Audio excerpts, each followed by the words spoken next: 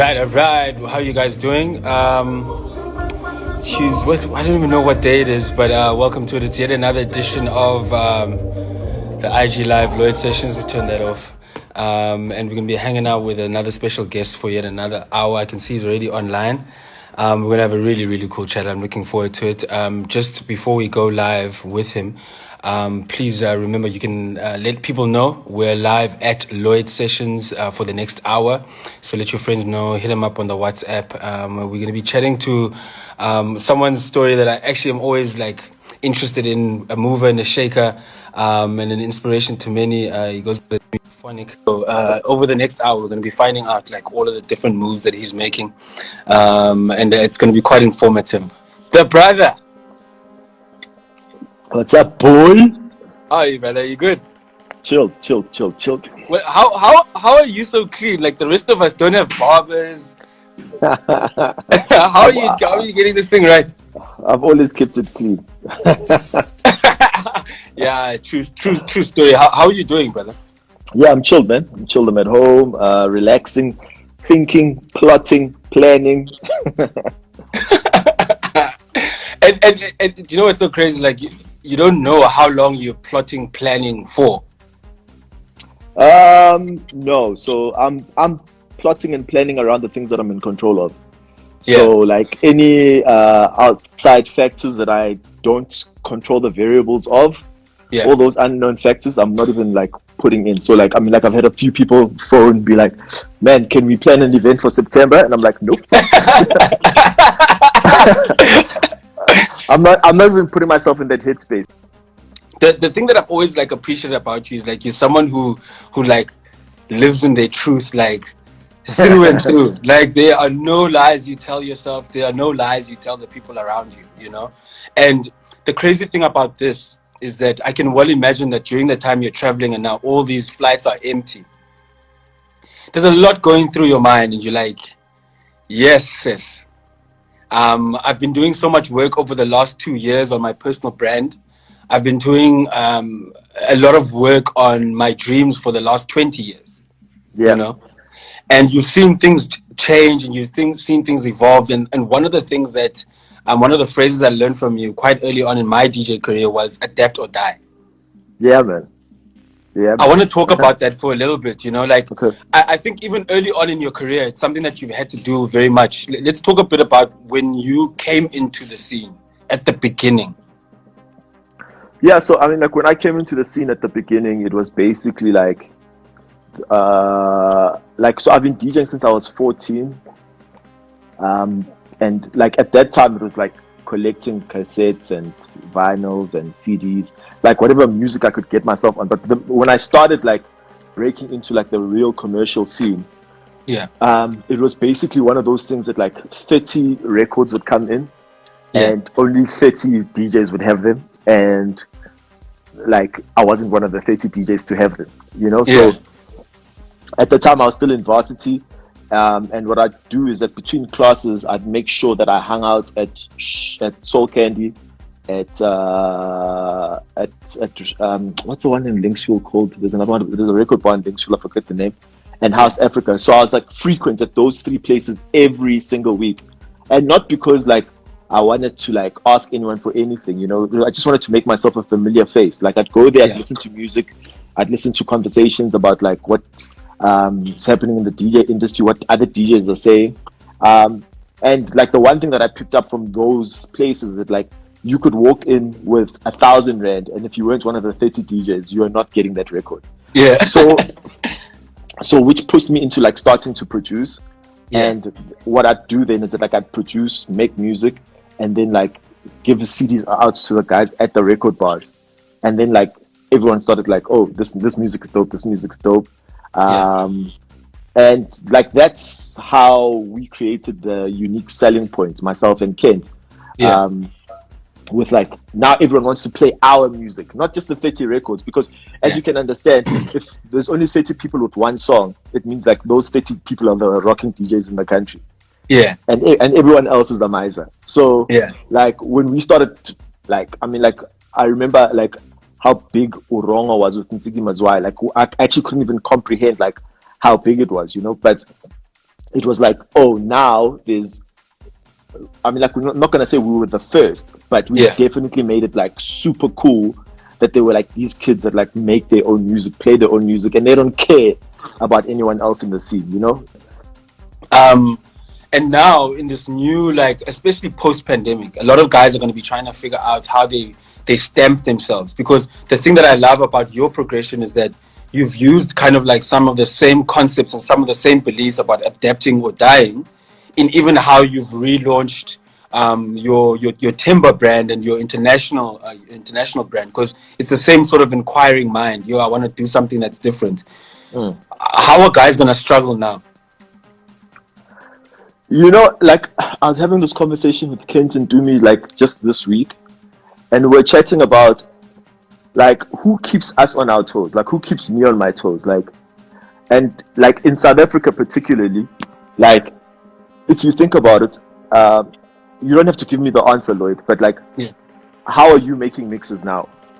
Like, what are you using to make mixes? And has that changed since the day we told you guys how to do it? Yeah. And that is still the same thing. Yeah, that is us talking like now 10 plus years of everyone doing something the same way without innovating, without changing. So because the DJ industry is such a easy place to get in, like you don't need a degree, you don't need to do articles, so you can literally wake up. You don't need a referral letter. You know what I'm saying? Lloyd can give you some headphones and some USB sticks, and you're already rocking. All you need now is a name. Yeah. So because of that, everyone doesn't feel the need to innovate the scene and basically bring something new to it. You know, like, and yes, like obviously, like everyone's gonna make hits, but like a hit isn't an innovation to the scene. It's just another song that we want to dance to, and that's the whole premise of being a DJ. So a long story short is I don't know what the answer is, because my hit space is no longer there either. But like DJs need to do something that other DJs are going to be like, there's no, like this person does this thing the best, and it's difficult for us to catch up.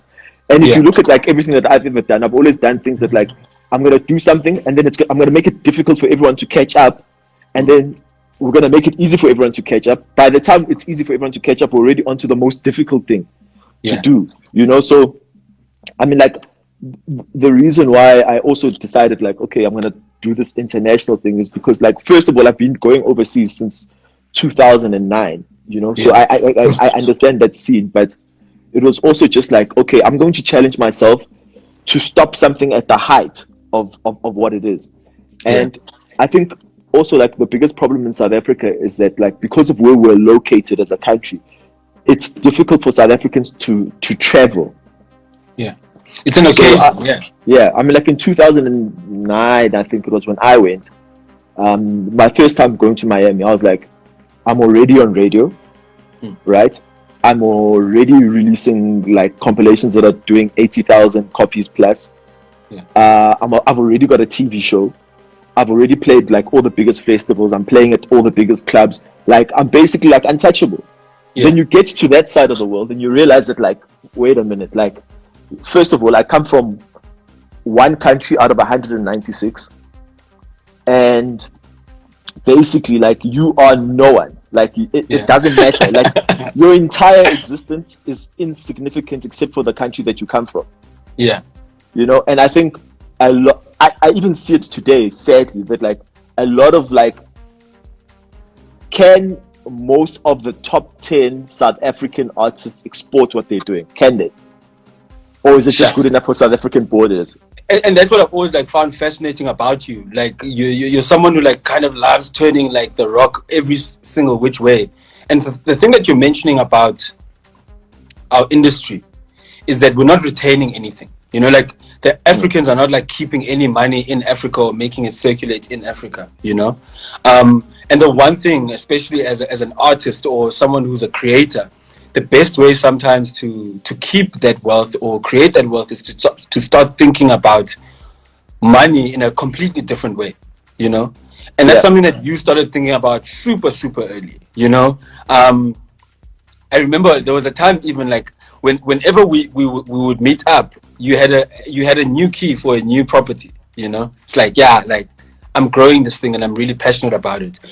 I know that a lot of the advice that you got early on was that, look, I'm making all this money. You started asking the right people to like, where do I channel this money?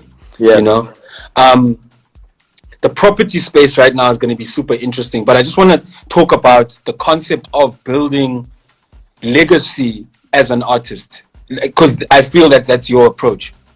Yeah, I mean, you know, like obviously, like I come from like an era of like I saw the other day like the word Grootman was trending, you know, like I come from that era where like I have the utmost respect for Fresh, the utmost respect for Christos, the utmost respect for Glenn, for Oskido, like irrespective of like whether my career got bigger or not, like those people are still like I'm a Grootman, and those people have done stuff when you didn't even know what to do with it.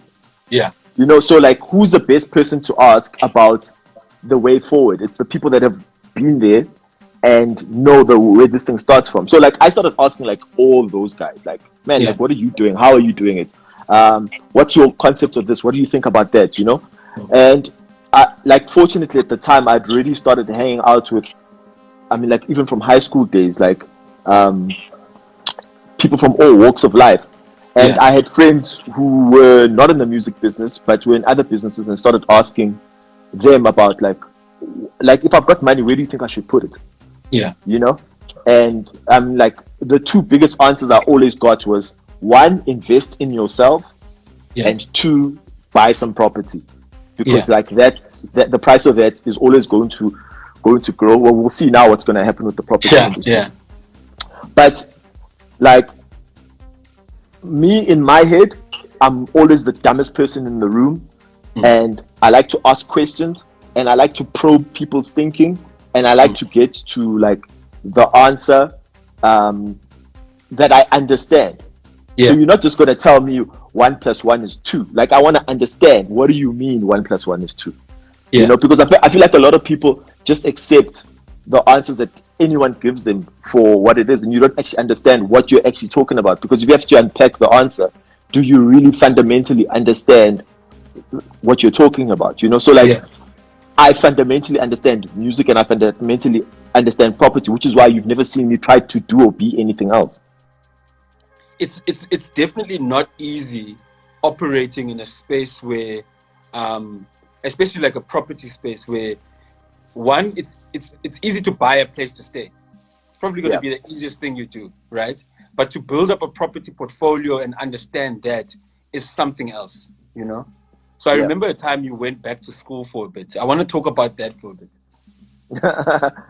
Look, man, you know, like the reason why I dropped out of varsity is because they weren't teaching what I wanted to learn or do, which was music at the time. And DJ, so that you couldn't go to any school. The best place to go to school was all the record shops, which is why I'd go to class and then like go hang out at all the record shops, speak to the people who are actually in the industry, doing the parties, playing at the parties, buying the music, selling the music. And then when I got into the property thing, like I'm not in the best position to do anything property related. You know, like, you know, I was talking to Frankie today. He's like, man, where are the opportunities? And I'm like, dude, the only opportunities that we are in the best place to do are, is there a party this Friday? Can I come play? So all of that stopped. So like now we need to find other skills to put ourselves in the best place to be able to do those things. So the reason why I went back to school or do courses on property was because like I didn't know anything. And I'm like, I want to make educated decisions. You know, in maths, like in high school maths, are like, what's the hypothesis? You know, and what is a hypothesis? A hypothesis is an educated guess, right? So at that time, I couldn't make an educated guess, because if you look around you and see who your friends are, and the people you hang around with, and the books you read, and the anything that, like where you travel, and what, like all the knowledge that's coming into your head. If you just look at those things, you can tell, am I in the best position to even make a hypothesis on this particular thing? And the truth was no. Like, I'm hanging out in the clubs, I'm hanging out at varsity, I'm hanging out with DJs, with producers. Like, so how am I going to go start buying property unless I've done a course? property is not an easy thing, because I remember, and especially because sometimes no one dumbs it down for us. Like you saying, like for you to be able to make an educated decision, you needed to go educate yourself, Yeah. And I remember the first time that I was going through, I'm buying my very first property, and I'm like, hey, let me call Euphonik because I don't know what to do. And I remember you asked me like about 20 questions. Like my head was like, I was like, what the fuck? I just wanted to fucking buy a place to stay. Like, this guy's asking me too many things, right? I'll get back to you. So I want us to go through that, because I can imagine the people like sitting right now watching the interview itself ask themselves these questions, or they're going to be in a position to do that, right? So I kind of want to go through the Euphonik 101 of getting property or getting into the property space. What's the first thing that you do? So like the first thing, you have to be honest with yourself, because my threshold and my risk taking factors and your risk taking factors are never going to be the same. Yeah. So it's, first of all, am I just looking for a place to stay, or do I want to be a property investor? If you're looking for a place to stay, then man, go buy your place, overpay on it if you want to pay and stay there and have fun for the rest of your life. But if you want to be an investor, first question is, how much can you afford? Yeah. Right. And then it's like, what do you want to buy? Right. And then it's like, how can I afford it? So you basically need to put yourself in a position where the day you find the right property, you're able to move on it. Because a lot of us are like, I found the right property, but like, I haven't saved up a deposit. I don't have my bank statements in check. I haven't done financials. I haven't done a lot of things. So it's like, put yourself in the best position that like when you are ready to move on this thing, you can move on it. Yeah. So that's the first thing. And then it's where are you looking? You need to understand where you're looking. Yes, they always say location, but sometimes it's also about understanding the future of where you want to buy, because you'll buy a place like where you think it's a good idea, and then like next week they're building a shopping center and it's a 10-year pipeline. Yes, it's a good investment, but like now you're living it next door, like dust, construction, blah blah blah blah blah.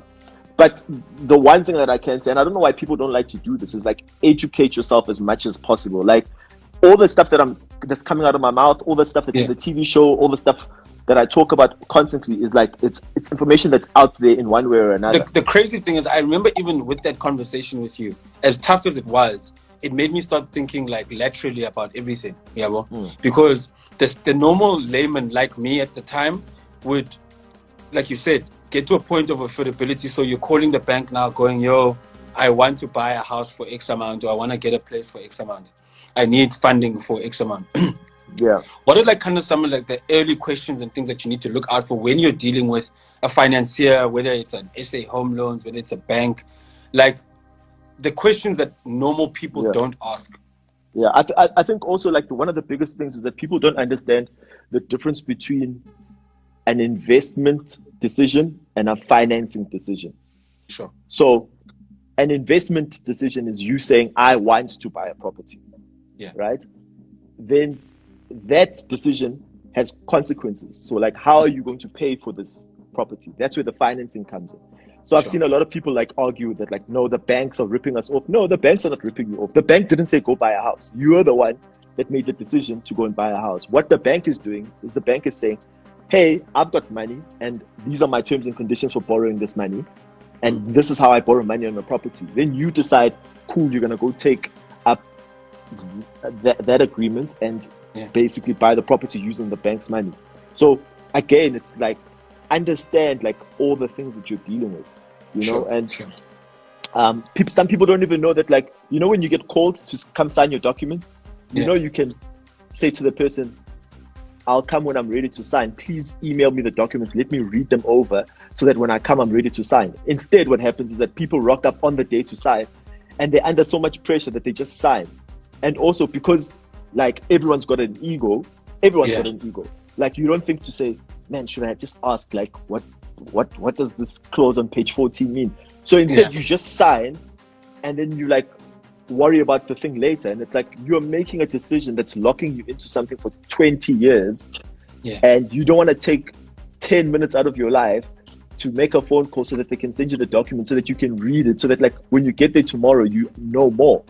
Yeah. You know, like, I mean, like I already knew in 2011 that you can negotiate an interest rate. And I only started buying property in 2009. Yeah. You know what I'm saying? So like now when someone's like, here's the interest rate, I'm like, nah, like go and renegotiate it. You know, I like then you learn how to play the banks against each other. Because sometimes what happens is that, like, let's say you're at Bank X, that's your personal bank, and you apply for a home loan, and they give you a higher interest rate than the next bank. So you'll stay with your bank because you're like, oh, you know, like all my accounts are here. Yes, it's a higher interest rate. If you even understand what a higher interest rate is, so you stay there. Yeah. Instead of saying, listen, the other bank offered me a lower interest rate. If you don't adjust, I'm moving all my accounts to the other bank. A question that was asked here earlier on is that even with property, even with music, your mind kind of needs to be in the right place. Yeah. You are a celebrity in South Africa. There was a time I remember, like, every Sunday, I knew you were going to be in the papers. Yeah. For some or other reason, you know? A lot of people don't know how to navigate the concept of fame, the concept of being in the music industry, of having some money in South Africa. And in as much as you've dealt with your fair share of both BS over the years, you've managed it. How have you gone about doing that? How have you managed to like navigate through all the turmoil? Yo, I don't even know. Hey, I just think like, I just think like I've got a very, very like I've got a very strong mind, and you know, like just to elaborate on that point, like someone actually pointed it out, and they were like, man, African DJs are like the strongest people in the world, because you guys, like, you come to the club, you don't drink, you don't smoke, you walk into the club sober-minded, you smash it, you leave, you're on the next flight, you're never missing gigs. And I just think like it's just about being resilient, you know, and also I mean, like, you know me and you've known me for a very long time. Like, how many new people do I have around me? Like, very, very few, you know? So I keep the same friends, I keep the same family. I don't like meeting new people. And if I do meet new people, it's in like the industries or the spaces that, like, you know, it's like-minded people, you know, like, I don't really like surrounding myself with human beings, because I don't know what their agendas are, you know? And also, like, I think just you taking responsibility and accountability for yourself. So, like, the family that I come from, my dad would be like, if there were people robbing a store and you were there, why were you there? Do you know what I'm saying? Like, so it's like, take accountability for every single thing that you do. Like, if I'm in a room and everyone's taking drugs, I might as well be on drugs. I might as well be. You know what I'm saying? So, like, put yourself in the spaces where you know, which is like, I can be accountable for why I'm here. I kind of want to hone in, especially on this pandemic, during and post, what you would see as kind of steps you would follow if I'm trying to be an entrepreneur, I'm trying to be a self-starter. How would you navigate this, especially if you're starting out? Because a lot of the people watching us are actually starting out as well. Look, like, for me, like, this whole thing is a kick in the nuts, because like every single thing that, like, I know on how to make money is like at a dead end, at a standstill. You know, like, don't think it's not going to affect the property market, because when your tenant starts saying, listen, I've been put on unpaid leave, what do? You kick them out, and kick them out to go where, and to replace them with who that's going to have the same amount of money. So I think what a lot of people don't see is that the research is already done for you. You just have to sit back, shut out all the noise, and just like, okay, cool, my stand position is I'm gonna have no work, I'm gonna be unemployed, the year is over, shut. Okay, let's start now. Then it's a case of, what are you in the best position to do? And probably the thing that you're in the best position to do is get off WhatsApp, right? Get off Twitter, like, log on to YouTube, learn a new skill. Find out what people in China needed after this pandemic, find out what people in the US are currently needing, find out what people in Europe are currently needing, and you're gonna find the one thing that you can adapt to South Africa and to Africa. Yeah. Because the reality of it is that there's going to be a lot of billionaires being born. There's some being born right now during this pandemic, because they just figured out, while everyone was going crazy, they just stopped and said, okay, cool, what can I do? Dude, I appreciate you. Thank you for making time for us, bro. Please send us that list of books. There's a ton of comments. I had to turn them off for a bit because I really wanted that soundbite of what you just said in terms of making sure that you take the things that you need to take seriously. Big ups to you, bro. And thank you. And I'm sure everyone who's tuned in, man, is appreciating everything that you've dropped. We're gonna leave the live video up for you guys to go and watch and enjoy. We'll upload them again at some point. But dude, thank you, man. Pleasure, dog. Speak soon. Sure, but stay safe, man. Sure, dog. Hola.